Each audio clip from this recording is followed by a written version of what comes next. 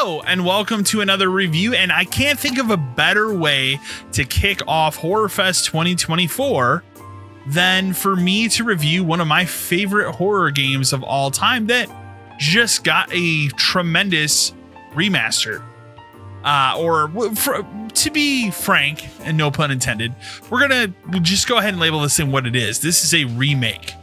This is a straight up remake in the re-engine of Dead Rising from 2006. That's what this game is. This is a straight up remake. This isn't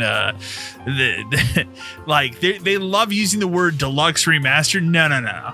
The amount of work and care that went into this is a remake of this game from the ground up in a new engine, while preserving pretty much every aspect of Dead Rising. Are there some changes? And we'll go over it, but are there some changes to the to certain elements of the game? Absolutely. Did they change some? Did they take out some things? Yes. Like one of the biggest ones that people like to point out is there's no longer an erotica category when you're taking photographs. Not a big deal. Like let's be honest. I don't see who really should care about that. It literally doesn't affect the gameplay. There's also a plethora of quality of life changes that makes this game so much more accessible for newcomers that are not going to be into some of the harder aspects of Dead Rising. And I don't really have anything negative to say when it comes to that stuff. I think it's all well done and well implemented. But I have to say just right off the bat, like, this was not on my bingo card for 2024. I really thought Dead Rising was a dead franchise at this point. I didn't think Capcom gave a fuck about it anymore.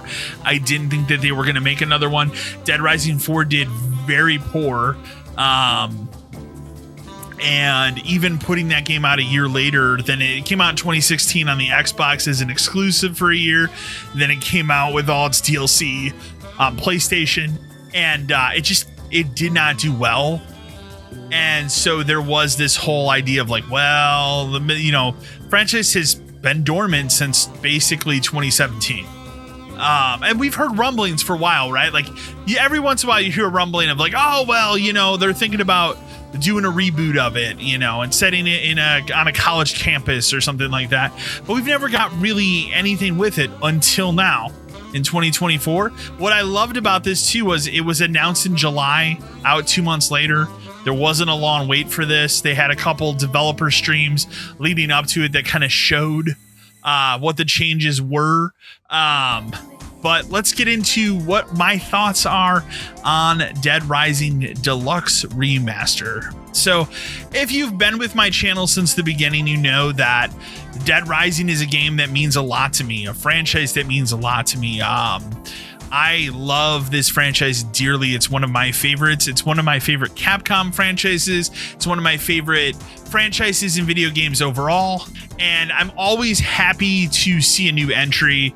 Again, some are stronger than others, but there's not one single Dead Rising entry that I flat out hate. So, and there's also two different eras of Dead Rising, right? Like there's the clear Japanese era of Dead Rising, which you see in Dead Rising 1, you see in Dead Rising 2, and Off the Record. And then there's the more Americanized versions that you get with Dead Rising 3 and then Dead Rising 4. One of the biggest changes here right out the gate is Frank West. His character model and voice actor are completely different. They've changed his character model to look more like the 2005 E3 demo. If you look at the comparisons of that, like he looks almost identical to that version. So I think that was kind of maybe their intent with this, was to make this as close to the original intended version of Dead Rising. Because one of the other things that's important to note is a lot of content that was cut for this game is put back into this game. So for example, there are police zombies that are still holding their firearms that will shoot at you. They can't really control it because they're zombies, but that's an element that's in here. There's a rocket launcher that never made it in the original game that was cut, that is here. There's a plethora of things, and I will also say, like, if you ever want to know anything and everything about Dead Rising, go check out the channel Stipo. That's STIPO. Fantastic, phenomenal channel devoted 100% to the original Dead Rising, to all of the different demo and beta and alpha versions of that game before it came out.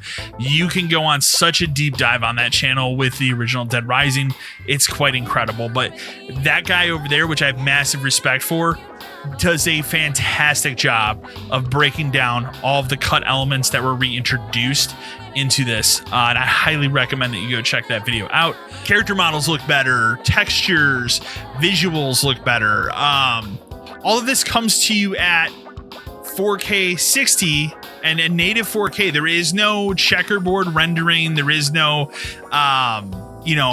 lowering or adaptive. There is no lowering or adaptive resolution on this game. They shoot for a native 4K the entire time that you're playing this game, and I'll say that's both good and bad. There are some moments in the game, at least that I played for sure, that drops the frame rate. It's not a game breaker. It's not a deal breaker by any means. The most egregious areas are the very, very beginning when you're at the mall entrance and those cutscenes and that little beginning part. It tanks on every platform. The only platform that I did not have a problem with, and I have played this game on both PC and Xbox. I have looked at Digital Foundry's video for the PS5 version. It seems like it has the same problem there as it does in the Xbox. PC was fine for me. And PC is what I'm going to be streaming later on this month for HorrorFest as well. I haven't really played much of that version in comparison to the Xbox version, which I've done 2 playthroughs. I've messed around a little bit with the infinite mode, which we're going to talk about in a minute. One thing I'll say off the bat, though, and people that are familiar with Dead Rising need to know this going in, the amount of zombies in the tunnels underneath the mall, which you need a lot of zombies to get to 53,000 for that achievement and to unlock the Mega Buster, which is like a game-breaking weapon for the game, if you don't know. They don't appear as much. There's not as many zombies being rendered in that area as there was in the 360 version. It's very clear when you're playing the game. So be warned when you play. For me, it took me almost until the end of a 72-hour playthrough to get that achievement and get that unlocked. And thankfully, I cut it so close I didn't even make it to the helicopter. Like there was no fucking way. But I still unlocked what I need to unlock. Got the achievement, obviously moved on. So I've done 2 playthroughs. I've done overtime mode. Right now I'm playing infinite mode. Infinite mode, I love the quality of life changes, but you can also, what I'm going to say, you can pussify it. What do I mean by that? So one of the elements that they change here with a quality of life improvement is they offer an ability to fast forward time, because there are parts in the game where, like, if you've done other things like rescued 50 survivors, you're probably not going to do that a second time on a different playthrough. You just want to get to the next story case. You can fast forward time between those story cases. That feature is also implemented in infinite mode. Now, if you don't know anything about the original Dead Rising, it has a survival mode you unlock after you get the true ending called infinite mode. What that does is it allows you to survive as long as you can. Your health is constantly slowly depleting. You have to run around the entire map of the mall, so all the areas are open, except right away the grocery store is not open. But it allows you to run around the mall. You have to find different food, keep yourself alive.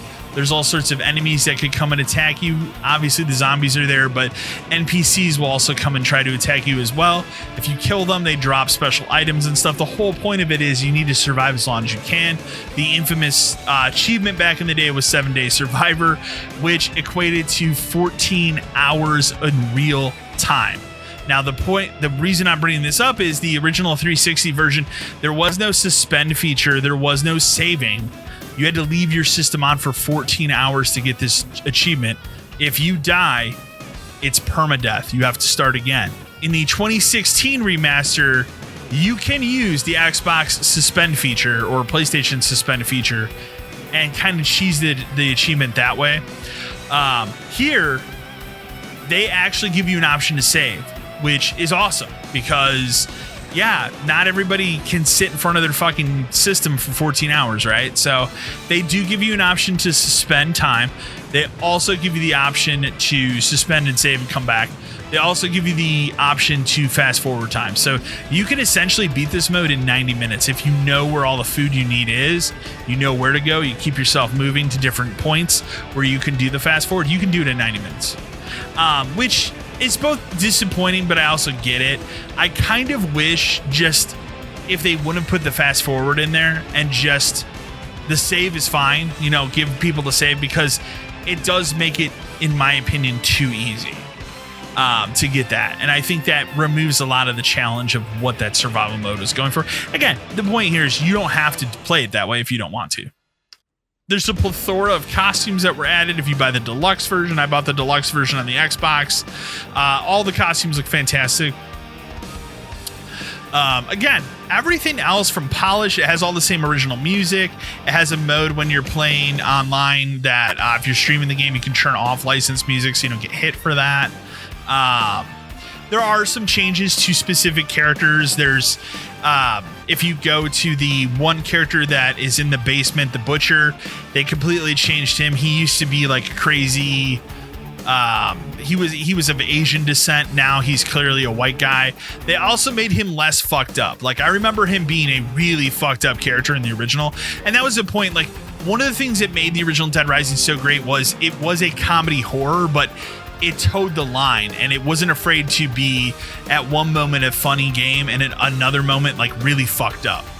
And they kind of eliminated a little bit of that here. Like, again, with that character specifically, the character still exists. He looks different because he's clearly not of Asian descent anymore, but also he's not nearly as fucked up sounding as he was. There was like a very creepy element to that character that doesn't exist anymore. The other psychopaths that I defeated all of them in the game. So the other psychopaths I felt were all handled very, very well. Again, like I'm more or less like shocked that they made this game. Like I had no idea that Capcom was going to do this. I had written Dead Rising off. We had talked about on the podcast multiple times, like I would love to see this franchise come back, but I just don't see Capcom giving a fuck about it. I'm so happy they did here. And I urge people, like, if you haven't played Dead Rising, go check this out. I think you're going to have a blast with it. There are enough quality of life improvements that make what made that formula work so well in 2006 work even better in 2024. If you're somebody that played it back in the day and liked it but hasn't touched a Dead Rising since, I still urge you to pick it up, because the more people that buy this is going to show Capcom that, hey, we want a new Dead Rising. And I'm also super down if they want to do the same thing for Dead Rising 2. Please go for it. But I want a new Dead Rising. And I think if this sells well, I think we might actually see that happen. So yeah, and one last thing I'll say here is they do offer a modern control scheme. It's a little bit different than the original control scheme. It does allow you to move and shoot. That was a big thing you couldn't do back in the 2006 original. I never really saw a problem with that in the original. So for me, overall, like, getting through what I have of the game, I've done 2 playthroughs. I'm working on infinite mode right now. I haven't just a blast with the game. For me, it's a very easy, honest, recommended A. Like, it's not perfect by any means, but it's so close to being perfection that I can't recommend it enough. So I will point out also, it is only available digitally right now. They are coming out with physical versions of this game in November. I believe it's November 8th. It will be out physically for Xbox and PlayStation. It is a current gen only game too. This is not on PS4. It's not on Xbox One. I don't think this game could run on those systems given how good it looks and how well it runs. So for me, it's an A. It's an easy A. So nobody here is probably very surprised about it. I'd love to know in the comments below, have you guys been checking out Dead Rising? Have you been enjoying it? Maybe you've never played Dead Rising before. I highly recommend that you play it here. I will be streaming it as part of Horror Fest this month, but I thought I held my review a little bit longer for Dead Rising because I can't think of a better way to kick off Horror Fest than to review a remake of one of my favorite games of all time. So A for me, highly recommended. Hope you guys enjoyed this video review. Remember to like, share, and subscribe to the channel. And until next time.